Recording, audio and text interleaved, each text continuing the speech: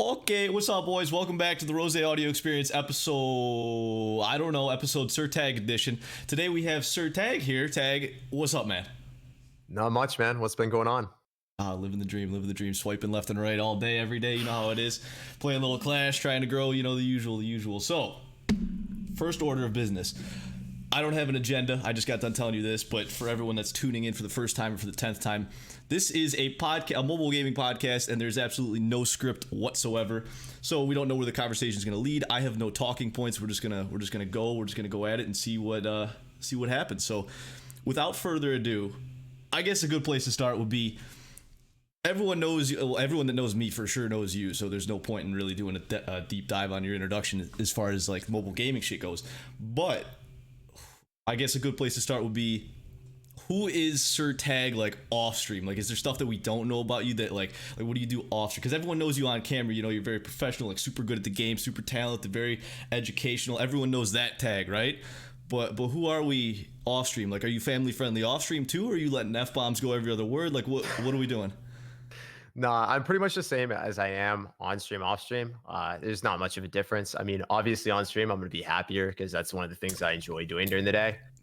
Obviously, during the day, you don't always get to play games full time, like no matter what. So I'm spending a lot of time like learning about accounting and finance and going to school and taking online classes right now because of the situation that we're in, right? Yes. But honestly, I pretty much been the same. I do enjoy working out, but dude, I've been lazy. It's been hard to motivate myself to go out and like, well, I can't go out, but like work out from here for whatever reason when it's like just so close to you. Dude, it's so much harder. It's not the same. The pump isn't the same. Okay, let's just say situations are normal. Do you usually go to a gym somewhere, or do you always do home workouts? We have a gym at the condo, and that's what I do. Gotcha. Go. Yeah. It's a really scuffed gym, and the elliptical doesn't work, but I don't use that anyway. Anyway, the funny part about it is, man, like I would work out 100% if I could just go to that condo because there's like a little bit of isolation, and I firmly believe in that, like isolation of your working out, and then obviously schoolwork, like, and your home life. There should be some isolation so then you can mentally like. Right. So you just need to get in your zone. You need to be in your own little room kind of thing. You can't be with like I'm the opposite, if I'm understanding you correctly. Yeah. I'm the opposite. I like to go to the gym at like 5:00 when it's peak busy, so there's the most amount of people. Like I love that. Like I hate the that. Most energy. Like the room's getting kind of sweaty because there's so many people and the fans can't keep up. It's getting a little steamy on the windows. I love that shit. I purposely go at 5:00 for that reason. Like if I go at like 1 PM or something like that and it's not as busy, I'm sitting there, I'm just like, oh. And there's two reasons to that. I kind of feed off the energy in the room, right? So if it's like a little more like, it's better to work out when you're warm, right, as opposed to like freezing your ass off. So when there's more energy in the room, more people, I kind of feed off that energy. And two, there's more scouting potential. So like 5-6 o'clock, there's just more people. That's when all the honeys are there. Especially, I go to a Planet Fitness too, so it's just like college girls galore. So it's just, oh my god, it's two birds with one stone. And especially at the Planet Fitness I'm at, I've said this before, I think on a previous podcast, but like I do the stair stepper to warm up, and that the way they have it set up is stair steppers are like kind of in the back, and then all the treadmills are in front. So, it's like I call it like the Eagle's Peak. I'm up on my little perch, and I can scout the whole gym before I get into my workout, and then choose my route accordingly, right? Dude, so I've got it down to a science. Must be so awkward picking up girls at the gym if you're not like in a class. Oh, I never talk to them. Never, ever. It never amounts to anything, but it's good to imagine, right? Because my job, I work from home and then I stream at night, so I don't get a whole lot of social interaction. So that's like just being around people is my social element. So I like to just go there and be like, oh, okay, I see you, little mama in the corner over there on the squat rack, and then maybe I'm doing squats today. Originally it was bicep curls day. Next thing you know, I'm on the squat rack. I just play it by ear, and that's my social interaction, Although I did match with one girl that I repeatedly see at the gym on Tinder, and that was very exciting. And she even had pictures, because at Planet Fitness they have tanning booths too, and one of her Tinder pictures was in the Planet Fitness tanning booth, a little mirror pic, a little booty pop selfie kind of thing. So that was exciting. I haven't seen her since, unfortunately, but it's good to know that, because next time you see her, you're gonna make that eye contact, and you'll be like, I know you, you know me. Nothing will ever come of it, but there's that mutual understanding of it could happen, and I like that. It's like living life on the edge kind of thing. I don't know. I'm weird. I just went on a rant. You're probably like, get me out of here right now, but it is what it is. That's No, dude, I love hearing this stuff. I don't hear stories like this, man. I know. I kind of just let it all out. A lot of people don't talk this kind of way, but unfiltered is the way to go as far as I'm concerned. Although that goes against my demise because Supercell doesn't promote anything that's not family friendly, so it's going to be an uphill battle for me. But yeah, definitely. You got to do what you got to do. Okay, so did I even let you answer the? Okay, so you say you're studying like accounting and finance and shit, right? That was we don't know if I'm going to go the accounting route and be CPA certified, or if I'm going to be CFA, but like we're going to look into that. Most likely going to be going for the CPA certification route. Like just, I might be working at Ernst & Young. We'll see what happens. Ooh, that's a big name. What, you got like a connection there? Or is that just like your dream place? So you're kind of set on it? Like that's what Bentley's affiliated with, right? So like all of their textbooks and all that stuff, they're generally, most of the people go and work for Ernst & Young right after. Yeah. Yeah, that's like the spot, right? For finance stuff? That's like one of the big names. Yeah, it's one of the big four. Yeah. It's pretty good. Damn. All right. So wait, what's CFA? I don't even know what that means. CPA is public accountant, right? CFA is what? Yeah, it's the financial side. So you can manage finances for a lot of people, stocks, and risk management for a lot of different people. It's a little bit more time outside of school. And for CPA certification, I actually know more about CPA and accounting because that's what I'm leaning towards. It's 150 credits in Massachusetts. So you actually have to do so it's 120 to graduate, 150 for the CPA certification. So you have to take more classes than the actual regular undergraduate degree. So it kind of sucks. So you're basically doing grad school. Like, I don't know what grad school usually 1 year. To, Yeah, 1 year. Yeah, grad school, extra time. That's for sure. God, paying another year of education, man. Hell yeah. Oh yeah. Well, hey, normally I'd be all for that, but CPA sounds miserable to me because I hate math, dude. Like I'm so bad at numbers. It was so bad, dude. Like 10th grade, I was in like the low. There's like you could go two ways, like the higher level or lower level, and I went to the lower level, of course. And I went every day during study hall to my teacher to get tutored, and I still got a goddamn C+. I just can't do it, man.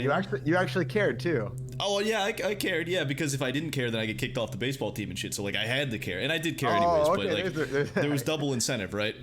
And it was during my teacher's, like my study hall was during my teacher's lunch break. So I was like every day she was just trying to have a peaceful lunch, and I'd come waddling on in there. Hey, Mrs. I don't even remember her name, and I'm here, and she'd be like, oh, great, you need help again.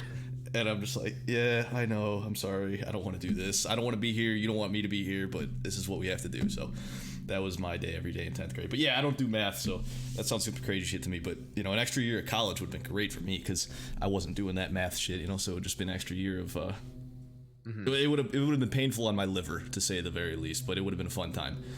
I don't know. You said you're doing online classes, though, so you're not, like, partying it up or, I can't really see you doing, like, keg stands and shit. I definitely did not rush. I don't want to be part of a frat or anything like that. I don't have time for that on top of it. But yeah, dude, I don't drink, smoke, or anything. So it's just like, I'm not a partier. Yeah. Yeah, I got you. So an extra year of school is literally just an extra year of school for you. It's not. It's actually just an extra year of school. Yeah. Dude, I was going to play tennis. I was going to play D2 tennis, but I didn't end up doing that. I just didn't have the time, didn't have the passion. What was. Yeah, it was just too much stress cumulatively with everything else. For instance, like I don't really know if you're not going to enjoy it a lot, or if it's not going to add anything to you, it's going to hurt your grades because it's going to take more time away. If you're not getting a scholarship for playing tennis and you're ambivalent about it, it's just better not to do it then. So yeah. Any sport in general, because you're not going to go pro after. You're like D2 tennis, D3 tennis, like come on. yeah, it doesn't really build anything for the future unless you just love it playing tennis in the moment. I can see it doesn't really do it. It's not a good time investment for the future. So I get that. It makes a lot of sense. No doubt. All right, cool. All right, so now that we know a little bit about, okay, here, dude, I got this burning question. Do you have like a personal sauna behind you? Like, what is that? I see like that little orange light. It's like a thermos. To me, it looks like a sauna. Are you shitting me? I'm not joking. Yeah. So I live in Boston right now. I have a place. My parents bought it 10 years ago, somewhere around there. when my brother and sister were homeschooled and we were all chilling in Boston. And now I just rent from them. So I pay them rent instead of paying, someone in Boston. I'm able to pay them all the fees and everything, and I get it at a little bit of a discount. So I've been pretty And you happy. got that whole pad to yourself, right? You said? Yeah. So I pay all the fees. I pay a little bit extra, and then I don't have to pay the extreme amount that other people are charging in Boston, because Boston's just it's not fair, dude. I'm gonna have to pay so much more. Like if I switch closer to the university, which I probably will when I start taking more classes in the fall, I'm gonna have to pay a lot more, dude. Yeah, god damn. I've always been wondering that, because I was like, dude, there's no fucking way this guy's got a sauna in his apartment. But I was like, it has to be. Like, what else could it be? And it was driving me crazy for the last 6 months. But that's super casual flex. But I softballed it to you. It wasn't a flex on your part. I gave that one to you. But that's my parents. crazy. It was my parents', and they love it. So I mean, it's still there. I mean, I just don't use it that often. I go in it like once a week, and I don't know, dude. I actually do like it, but at the same time, it's not something I do every day. Dude, those are great if you're sick, to like clear out your sinus passages or whatever the science term there is. Like you just go in there and it, like all the, it opens up your nasal passages, I think is what it is. Then you can breathe and you come up. It's not a steam room, right? Healthy. It's like, it's just got like the charcoals, and you get in there and you sweat your balls off, and super you're good healthy, to go. man. I just watch or listen to podcasts. Like I put my computer outside. I don't put my phone in there because it would fry it, right? Lithium lithium batteries don't do so well with heatness or hot. Yeah, that's bad news. But yeah. Damn. All right. So you're living large over there. All right. Little did I know. All right. Good stuff. All right. Well, hey, let's hop to the hot topic here, YouTube, where everyone knows you from, right?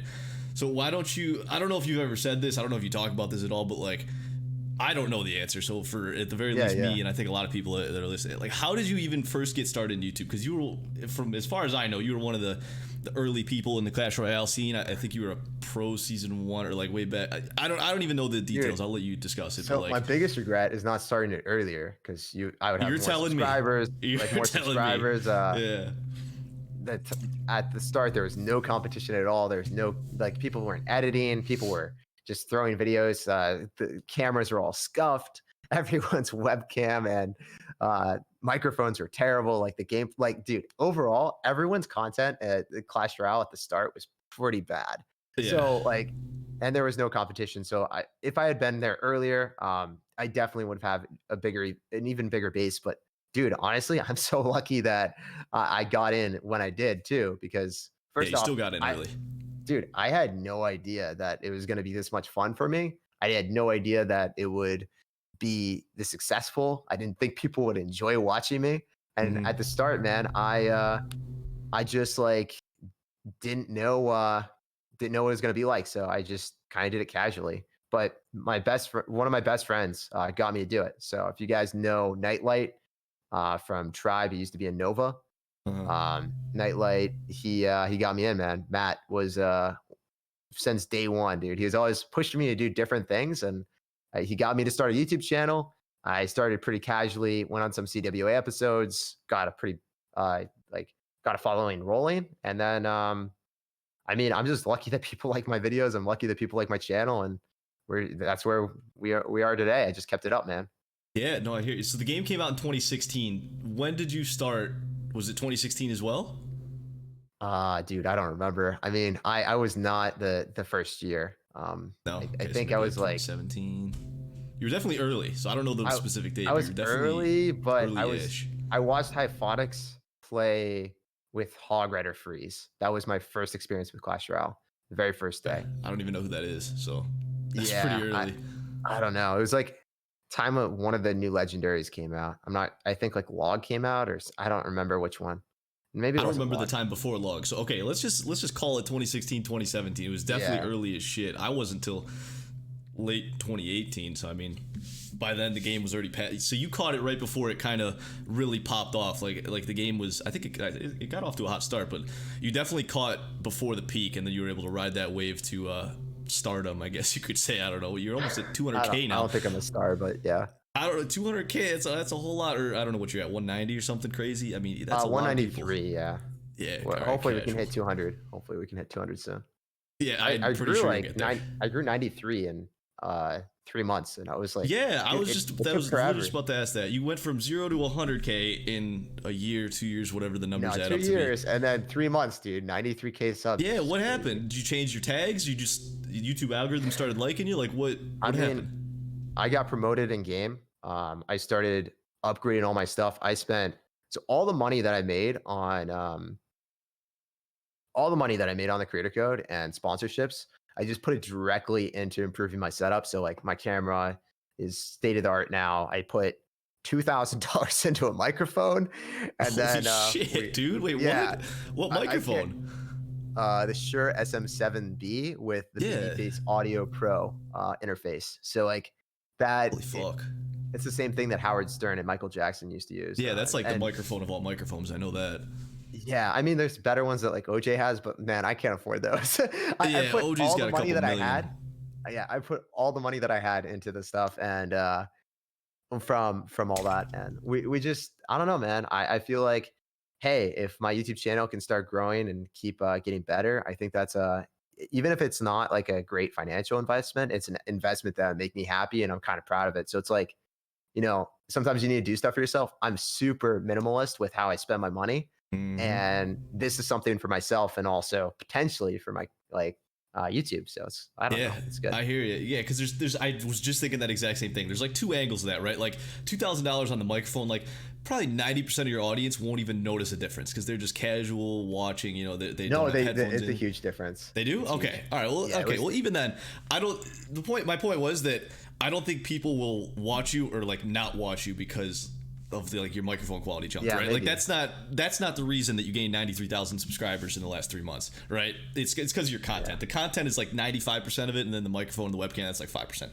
So the return on investment's not exactly a 1-to-1 correlation where it's like, okay, this is a very obvious good financial decision, but it is a stream improvement, and it kind of gets your metaphorical nut off too. Like that's how I am too. Like I don't spend my money on anything except for like tech stuff. Like I got a great monitor. I got 2 great monitors actually. Like nice. It's not as good as your mic, but it's a Blue Yeti, and it was like $100, but I got it for 85, and it was a deal, and that made me happy just because I found like a deal. I got this mouse, $150, but great mouse, wireless mouse. Yeah, it's a G Pro wireless. It's a gaming mouse, dude? But you should just use like a I don't know, a Razer Death Adder. They cost like $20, $30. I see. Well, here, okay. Let me break something. Okay, this is my rationale behind it, right? So, I hate wires. There's nothing. I see wireless headset.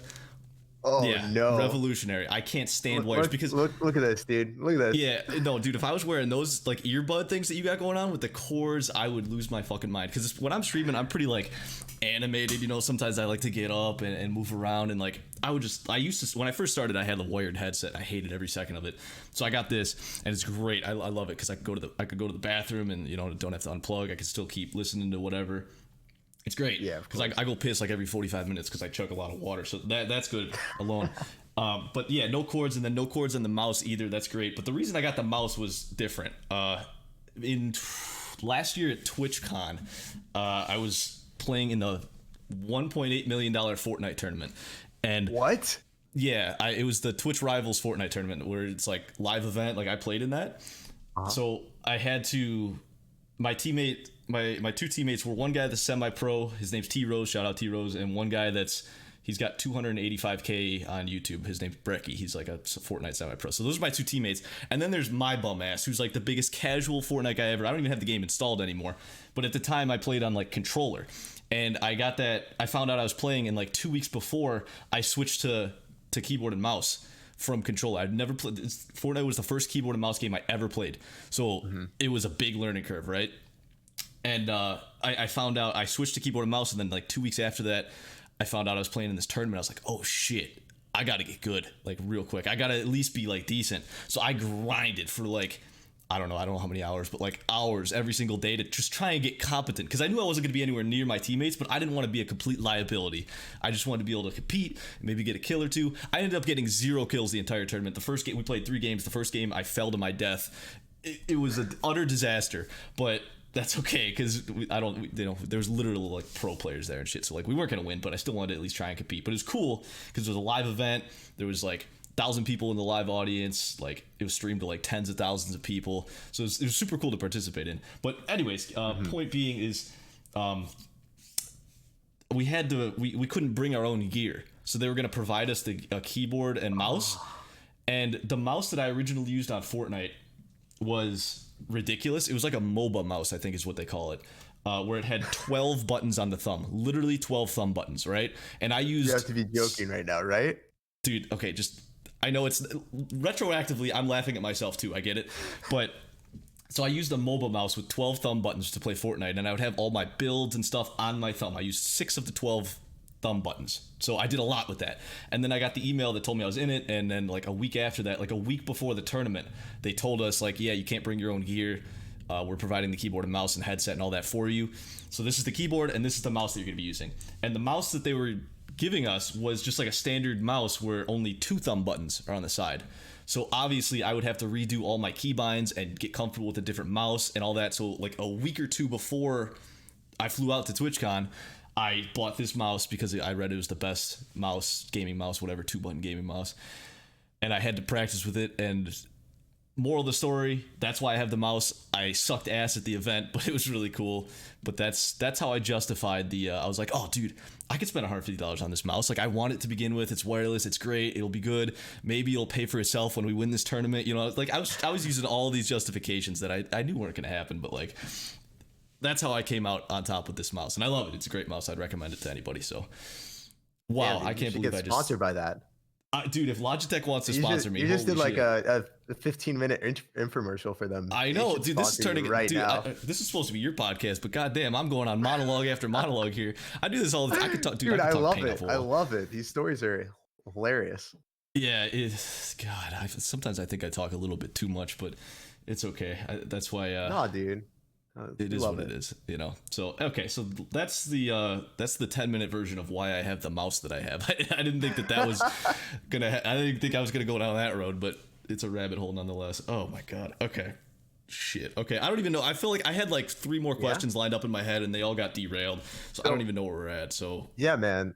One thing that I want to hit on for you, right? Like going to that type of Fortnite tournament and just doing whatever you enjoy, right? I think that's so important. Even if you're like, the chances are that probably aren't going to win something.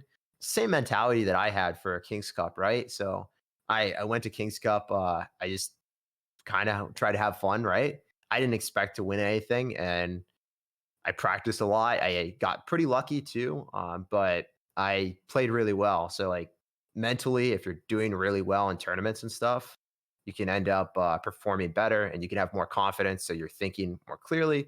I ended up going like undefeated during the first bracket of it, played super well, and got on the stage in front of like 100,000 people, right? Holy shit. But it was actually, I don't know how many. It was 100,000 English, but yeah, it was more than that. I think it was like 400 or 500 because a lot of Spanish people were watching. But the crazy thing, man, was I shit the bed. Like, was terrible on stage. Like, I made not bad deck choices, but like I lost to TMD Yao Yao, and we lost first round. Chief Pat, myself, and Oxlet. So the moral of the story is, man, like if you're just having fun, doesn't really matter. Like, obviously for me, like my mistakes were broadcasted in front of everyone, but I didn't play like terribly. But losing first round is definitely embarrassing, right? So, yeah, I hear you on that one. Just like. Have fun, the look you want. Yeah, but at the end of the day, it was a good experience, kind of thing. I totally get where you're coming from. Wouldn't change a thing at the end of the day. Well, maybe change a thing. Winning would be nice, but you know, but it is what it is. You know, life goes on. All right, so here, I actually want that. I'm glad you brought that up because I wanted to talk about that because that's like your bio. I think it used to be your bio on like Instagram and stuff. You know, like undefeated King's Cup S1 or you know whatever your. I don't know if that's still your bio on Instagram or whatever. Yeah. I mean, that was a while back though, dude. Like CRL, that was like the Clash Royale League with Sui Generis, and then like Hammers Esports and everything. Like I went undefeated in that. I probably should get that off my bio because there's no more that CRL. There's a new one now. I was gonna ask. I don't even know what that is. Like that's what I was gonna ask you. I was like, dude, because here I didn't play. Like I played Clash Royale since it came out because I played Clash of Clans. And then they promoted it heavily in game when they released it. So I played Clash Royale since it came out with my college buddies. But I didn't do any of the 20-win challenge. Like I didn't get serious about it until I started streaming. So like I didn't even know what the King's Cup was. Like the first time you just told me about it, that was all I know about the King's Cup. I didn't know it like outside of your Instagram bio. I didn't know it existed. I didn't know what it was. I didn't know it was that big of a deal. It was a live event apparently. Like I don't know anything about the competitive scene. I didn't watch YouTube videos until 2018. Like I'm like new guy on the block kind of thing. So Of course. So King's Cup was a live event that Sponsored by YouTube. I think they put like $2 million into it. They had all these different content creators, like Chief Pat, Nick, Cam, OJ, Molt, all these people that were content creators. And then you would pair a content creator with a pro player that was doing really well, like C McHugh, Surgical Goblin. And you would end up getting people that qualified, and the pro player and the content creator picked a person that qualified. I had to go through the main stages. I think I played for like 7 hours straight, and I went undefeated during that, which was crazy for 7 hours. Like how many games was that? So obviously, like if in game tournaments, right, you don't have to play too many. You don't have to play too many matches. So I only played enough matches to make sure that I qualified for the next round. So it was like 500 people, then it got limited to 250, then it went down to 125, and then you could see until it got like to top 8. And then when I was top 8, I played just insanely well, like the best I've ever played. And then I got pretty lucky too. I like sniped the same person. Like I'm sorry if Potato is here, but I sniped him twice because I kept trying to get him. So I got him with Giant Miner, Fireball, Log Zap, and he was running 3 Musketeers. And there's nothing you can do in that matchup. So he lost like really bad there. And then damn. Yeah, I don't know. That's crazy. You still remember the individual matchups and stuff like that vividly. Dude, I like literally cried after, man. I didn't tell anyone this, but I like walked off and I was like, I didn't think I was gonna win anything. I was just gonna go and have fun on the event, and then I won like $5,000. So it was crazy, man. That was like one of the best experiences that I've ever had in Clash Royale, and I got to meet everyone, right? Like I got to meet Pat, OJ, everyone that I haven't really met before, and then Buffaretti too. Like it was crazy, man. How those friendships and relationships with everyone in B-Rad, got to chill with all these guys. And yeah, I don't know, man. I could have easily lost too, right? Like when there's so many good people that are in those brackets or in the qualifying tournaments, dude, there are like 20 people, 30 people that were just as good as me. And, you know, if I like, there are only 8 spots, right? So that's the brutal part. So there were people like Batman, B-Rad,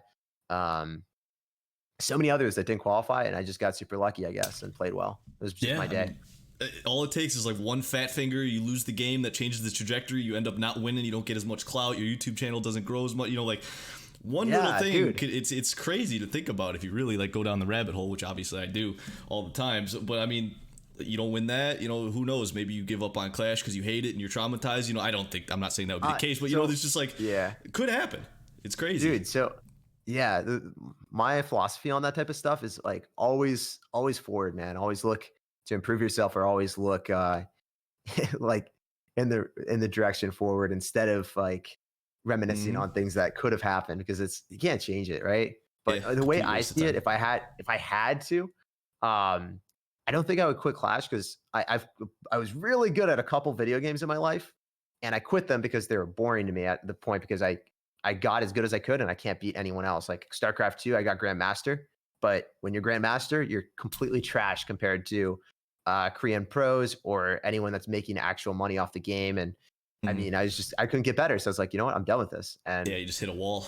You hit a wall, and then it's like you're not getting anything from it, and you're done. But for me, streaming and Clash Royale, that's what actually kept me going, dude. I don't know. I'm going to be 100% honest.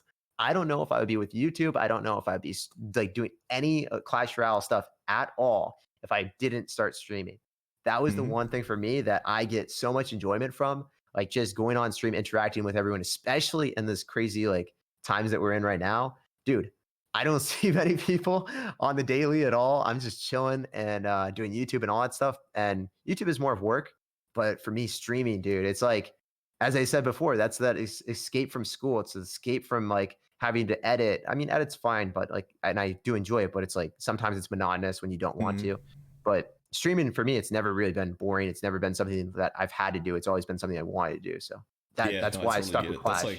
That's like our social interaction too, especially, I mean, during this time, like, where we're not getting, I'm not leaving the house, right? So like being able to at least, even if it's just like a text box, at least like there's some sort of conversation going on. And that's like the extent of my social interaction these days. It's brutal, but I get you. I love streaming too, man. But speaking of your stream, what was it? A couple days ago, I know you said that after you won that game in the King's Cup, you cried, right? Apparently, you also cried on stream very recently. I did, yeah. Would you like to dive into that a little bit? Yeah, dude. It was the only time I've ever cried on stream, ever, in 3 years. It was crazy, man. It was just like an emotional week for me, and lots of stuff going on, lots of changes, and for me, like, just when you've been like alone for like a past week, and you're like, I was running on low sleep and stuff. To see so many people like want to watch my stream, and so you see so many people. I think we had like 400 people live, and like I just constantly got like gifted subs. I got messages that were everything that happened in the stream was insane. Like people did not stop gifting subs, and I was just, dude, it was like overwhelming, like in a good way. It wasn't just, yeah, it just wasn't. It wasn't from just like one person either. Like there were some huge gifted sub donations, but there were so many people that commented good vibes, that gave gift subs, that wanted to be there and made me feel like, I don't know, special. It was just insane. I've never had a moment like that where there were so many people in the chat that were so supportive of the stream and so supportive of everything. It's like, and the best part about it, man, is when I first started playing Clash Royale, I figured people only ever wanted to watch me because I was good at the game. And I was legitimately really good at the game at that time compared to everyone else. I was like a top 5 player at that point. But I mean, like I played like crap the entire stream, and people still watched, people still wanted to support me. It was like, that was the big thing for me. Like, dude, it kind of like an eye opener kind of thing where you're like, they're here for me, not the game. It's like almost they're like here for me. It's not the gameplay. They like talking to me. It's just like when you've been alone for so long, like just chilling in your house for like 2 months, 3 months, right? And then you just see like so many people that are just so nice to you. It's like, it's crazy. It's crazy, man. Yeah, no, so I hear you on that one. It hits different. It does, and then that wave of support comes, and it kind of catches you in a weird time, and the next thing you know, you're just it's waterworks, and you got tears running down your face. Yeah, it was like over 300 gifted subs just for like insane. Yeah, so it was over 300 gifted subs, and then like I don't know how much in donations. I don't remember, but it was insane. Like I don't think I've had a stream like that, and I think I've had maybe 2 or 3 streams like that in my life. And then obviously like this was the most impactful because it's during this time, Yeah, no, I had something similar on a much, much smaller scale, like last week, where, it was like, I don't know, like probably like 20, 25 gifted subs, but like, a couple thousand in bits, but there was a couple whales, obviously, but like it also came like a couple, like, I don't know, probably 10 people chipped in like 100 bits or like a gifted sub, it was just like, damn, like it was a hype train on Twitch, right? So everyone like got it going, and I'm gassing it up. I call it a scam train, and people like to get scammed apparently. So, but it was just like, it was cool to see like so many people come together and just like chip in a little bit, and obviously there's people that don't, which is, it's never expected, but it was cool just like, even if someone just said like, hey, good vibes in the chat, like it all comes together, and it's like this unique weird moment of like togetherness in this time of loneliness. And this is turning into some deep rant that I'm going on, Jesus, some philosophical rant, but it's cool nonetheless. It's a very, very cool experience to be a part of on both sides, but especially the streamer side. It's very Here's unique. A hot take, man. I don't think that my content at all is like worth donating to or subbing or any of that stuff. Like me too. Like me too. I'm a jackass. I'm painfully mediocre at the game. I'm a complete jackass. And the fact that anybody is willing to pay even $5 a month voluntarily to watch my shit content is, the fact that someone even wants to spend their time to watch my content is mind-boggling to me, let alone pay voluntarily, and let alone spend hours on it. Like, dude, it's ridiculous. It makes zero sense to me. I get people like wanting to watch my YouTube and stuff and like do that, but man, it's just, that's why it's kind of unbelievable that for me, like I can't really picture it, like why people want to like support me to that extent. It was just unbelievable to me. I genuinely looked at it and I was like shocked. I couldn't I still can't. I called my parents after. I was like, damn, like Like there's so many nice people in the world, and it's like I don't understand how Yeah. like where they are. Like how is this happening? You know? I know. Yeah, it's weird. Yeah. Like look at what I did. All I did was play video games, and I could Yeah, get just this try to kind of have like fun, dude. and I'm like making a real living here. You know, it's like, I mean, I'm not full time by any means, but like Yeah. for just like in just to be able to make any like, as a kid growing up, I always wanted to stream and shit. Like I was really good at like Call of Duty 4 and stuff, like really good as like a Damn. 12, 13-year-old. But I was 12, 13. I had no money. Like I didn't know how to stream it. Like YouTube back, like you need to hella equipment, and it seemed impossible at the time. I never thought I'd be doing this, but here we are. And it's just like, it's, even if I'm not making full-time money or anything even really close to it, but it's cool just to be able to say like, I get paid to play video games in like a weird way, and I don't do this for the money at all. Like 0%. If I made $0, I'd still be doing all of this. I just do it because this is like my passion. I'm a huge nerd, but it's still cool just to. I never thought I'd be even in this, being able to do anything like this at all. And it's cool to just, even on a much smaller scale than what you're at. You're like big time. Like I'm trying to get to your stage. You know, it's gonna take a while, but that's the goal, to be able to just be a jackass 24/7 and play video games is my goal. It'll happen one day, but it'll take time. I mean, you do have an awesome personality, so like if you get into a game early enough, you're gonna be fine. Like that's my biggest advice for you, dude. That's my biggest advice for you. Just get into a game early. People will see you. People recognize you and like want to watch your stuff because it's hilarious, and then you're fine. Like that's all you need. Yeah, just waiting on Supercell to drop that next banger, dude. As soon as they do that, I'm going crazy. 2 YouTube videos a day, kind of, you know, streams, 8-hour stream, whatever it takes. Like I'm ready. I'm waiting on the moment to pounce. It's just I don't see it yet, so just biding my time, milking Clash for what it's got, and see where it leads. But okay, I know you got to get out of here soon, but I do got one more question for you, kind of on the same subject. Of course, yeah, man. So you upload on YouTube and you stream on Twitch. Have you ever considered streaming on YouTube? Or I'm assuming that maybe you've gotten like paid offers for like other platforms like DLive or, you know, whatever else. Like, do you see any changes to that in the future, or like is that even on the table, or like how did you decide to go down this route? So for me, I just love the community on Twitch, so I never really wanted to switch. I would be making like 5 times the amount. Well, earlier I was able to make 5 times the amount I was on Twitch from like all these other offers, and I said no, just because like, dude, for me, it's, if you go to a different platform and you kind of sell your soul, it has to be an excessive like amount to the point where you're like, you can't hey, say no. I'm doing this as a job now, and like I would have had to sacrifice my happiness for that because I love the community. I loved it too much, and man, I was looking at the number. I was like, this is pretty good, but like, man, my happiness is kind of worth more than that. So I said no to that. YouTube, I would be getting more. I would be getting way more viewers, right? But I like YouTube, but I think that it hurts your channel. I feel like the algorithm doesn't want it. So if you have the separation from Twitch and YouTube, you're not going to have that cannibalism with your views. So say you stream and then you upload a YouTube video, all the people are going to like look at your stream and your YouTube video. They're not going to like really look at both. Or if they're both at the same time, people click on your YouTube video and then they don't click on your stream, you're going to get less views on the stream. And then YouTube's like, oh man, he's getting less views per video. Let's like, his videos might not be as good now. So we're going to like give him less recommendations. So there are a whole bunch of weird things having to do with the streams. Also, another thing was if your watch time on the streams at one point, it was debated, was lower than like your percent watch time. So say it's 2 hours, someone watches like 20 minutes of a B-Rad stream, that's going to hurt him compared to like his YouTube video, like getting 10 minutes of watch time on average compared with only a 20 minute view time. Like, so he's going to get a way higher percentage, 50% compared to like whatever that was for the other one. Just doesn't make sense for you to do that as a YouTuber, to ruin your channel. And other one, I don't know, man. I've just been really enjoying what we've been doing. I wouldn't change anything.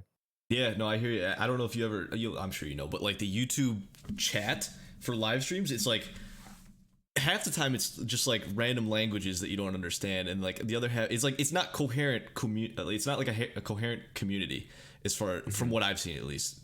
Some are better than, like B-Rad's chat is a little bit more coherent than others, but like a lot of chats are so like, many mods though. I don't know. I don't spend a whole lot of time in there, but that's probably a good thing to keep everybody in line. But I mean, Twitch chat is just, it's, I mean, you know, and a lot of the people listening know it's a whole different vibe. It's like actual good, genuine interactions. I feel like I know a lot of people better, like form genuine connections. The emotes are it's just a different atmosphere than really any other platform. So I totally get you on that one. I wouldn't switch.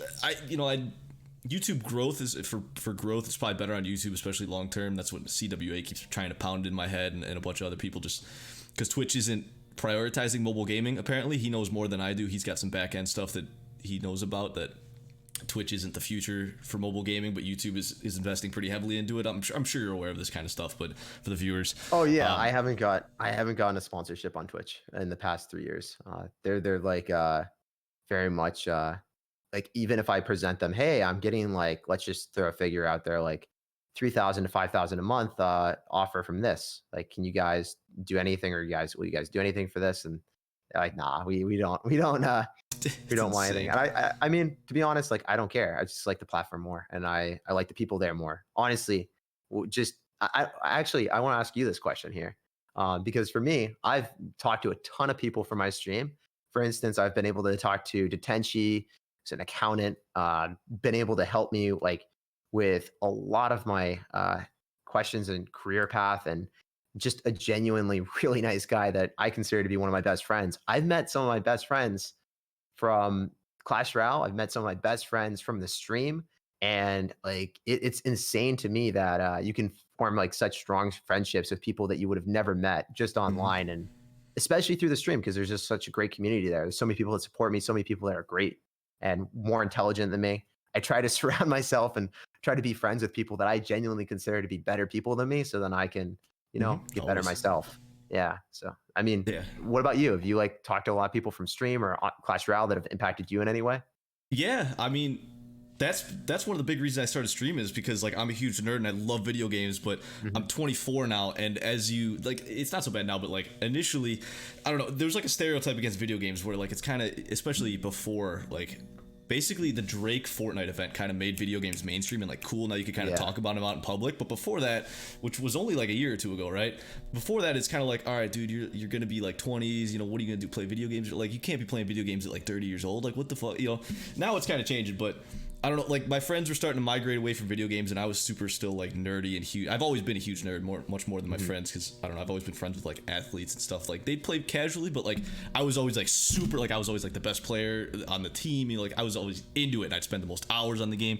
So I saw my friends starting to like drift away from video games, and I was like, fuck, man, this sucks. Like I still love doing this. So that's one of the reasons I started streaming to begin with, is because like, all right, I need to meet some people. I need to bond. I need to geek out. I need to nerd out with other people that have the same interests that I do. So that's what really got me into this to begin with. So yes, I have met a ton of people. I mean, like I'm talking to you right now. That's pretty cool. And like just meeting friends like this, going to Twitch, TwitchCon too, but like CRL in Las Vegas or Los Angeles. That was cool. Yeah, it was awesome meeting you. Yeah, just meeting everybody, man. It was such a good experience. Bonding, just like you're in a room of thousands of people that have the exact same interest as you. It's like, that's so cool. I don't know what else I could do that would be in a similar situation, to just be around my people, basically. So and just another quick story. I'll get you out here in a second. I know you got to go, but another quick story just to round things out. Like, I can work remotely with my full-time job, so I'm gonna start bouncing around the country a whole bunch. So like, just like, oh damn, living in different cities. I can't really talk about it, but like I work in the intelligence field, right? So oh my god, all right. Yeah, no, but I can work remotely, so I got a lot of flexibility. So like this coming week, for example, I'm going down to my grandparents in North Carolina.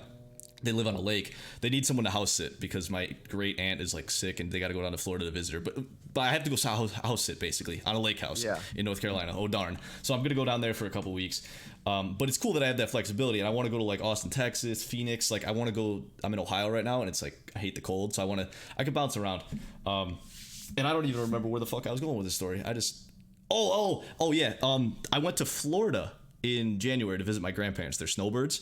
So I went to Florida just for a weekend because there was an $80 round trip plane ticket, right? It's like, all right, fuck it, I'll go. Yeah, I know. This was like a week before the coronavirus shit got serious. So actually it was March or whenever that was. But yeah, super cheap. Yeah, super cheap plane tickets. So I was like, all right, fuck it, I'll go visit them for a weekend. And when I was down there, they live like 2 minutes away from Florida Gulf Coast University.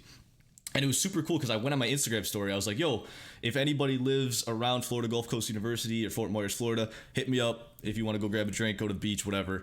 And I had like a couple different people hit me up. But one guy, he went to Florida Gulf Coast. He plays on the soccer team, JB, shout out. He hit me up. He's like, yeah, dude, come chill. Me and my buddies, we're going to have some brews tonight. And then we're going to go out and we'll show you the college bar scene. I was like, all right, bet. So this random guy that I had no idea even existed, never met before. I went to his dorm. We had some brews, met his roommate, met his homies, went to the bars, had a good time. Like, it was super cool to be able to do that with a group of people that I'd never met before. So like, just having a platform to like just meet people. So I want to do that when I go to other cities. Just, you know, go on my Instagram story, be like, all right, who lives here? And I've already like scouted the like, I've asked my stream, like, anyone live here? And I've already had like several people like, yeah, I live in Austin. Yeah, I live in Phoenix. Like, when you get here, let me know. So it's super cool. I don't know if you have any plans to do that or if you'd ever even want to meet up with a random person. I did do that. You did?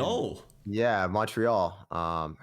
Actually, no, maybe it wasn't Montreal. It's Toronto. Sorry, I get the places mixed up in Canada. Canada, yeah, Great White North. Two of my best friends, Nat and Caro, I was chilling with them like, I think 4 years ago, and I met up with B-Rad for the first time ever that time too.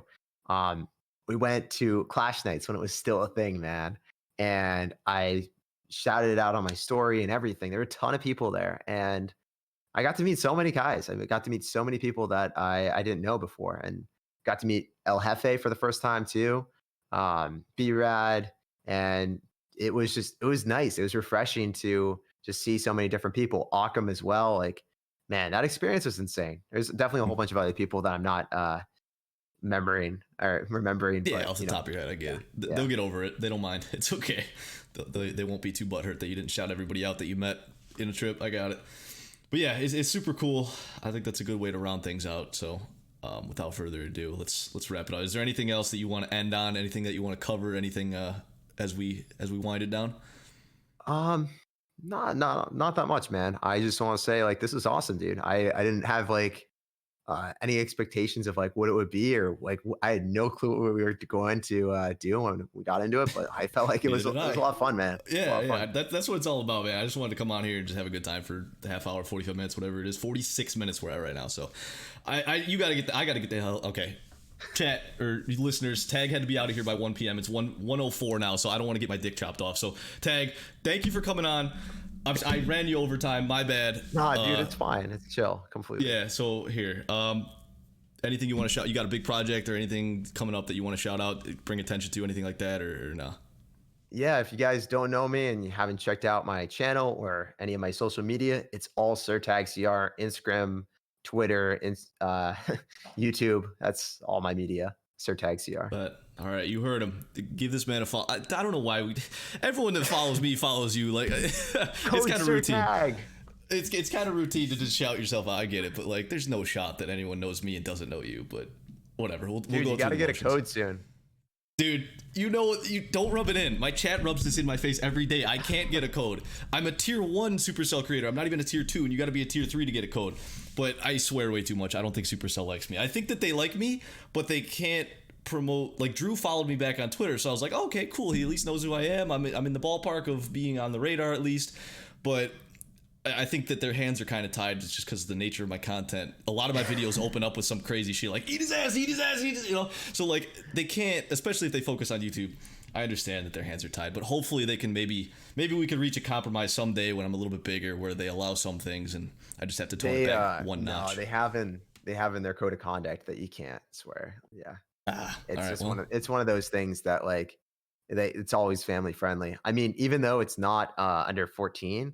Like, they still, like, you know, if you're watching it with your kids there, or if you're watching it around and you're like 18 and you have a younger brother that's like 12, you probably don't want him to listen to that. Yeah. I guess. But yeah. No, at the same totally time, dude, like, you got to be genuine. You got to be authentic. You got to be who you are. Right. So if you were to change who you were, I mean, like, your viewers love you. Everyone that watches you, when I watch you and watch your stream, I want to watch your stream because of who you are. I think you're hilarious, man. And that's what I come to watch for. I actually prefer watching you over any pro player. I don't watch anyone's stream besides you. And then I guess I watch Boofmax sometimes, but man, it's just like, I'm just trying to sit down, watch a stream, and then relax before I go to bed, and that's what you make me laugh, man. So that's well, why I want you to damn. stream. Well, that's a premium gas. So thank you for that. That's pretty great. But yeah, I don't want to change who I am. You know, if an uncensored or a censored version of me, that would just be a fraction. You know, it'd be weird. I don't know. I'd have to like bite my tongue every other word. And I'm trying to be like the Barstool Sports of Clash Royale, right? Like I'm trying because there's not. I don't know any. Much. I mean, I don't know. I don't set any boundaries, so it could be too much by some people's standards, and sometimes for sure. But yeah, I think there's definitely a market for because like there's so many family-friendly creators, like yourself being one of them. So just for me, for a growth standpoint, I don't think that I could compete with you. So I have to do something to differentiate, and I think that there's definitely a demand for. You know, there's older people that watch Clash Royale too that can handle a little bit of swearing. So I think I'm targeting that market. But yeah. Oh my God, it's 107. We got to get you out of here. Okay. All right, Tag. Thank you for being on. I don't even know what I'm saying anymore, but this was fun. I had a good time doing this for real. It's good content. I think people like this, but it was fun to just kind of jam out with a fellow nerd that shares the same interests. So no doubt, man. If you want to do this in like a month or two, I'm down to as well. But yeah, dude, we definitely got to link up for more shit. This is make a good dynamic duo right here. Much love, brother. All right, dude. I'll get you out of here. All right, I'll see you around soon. Thanks for coming on. Peace. Peace.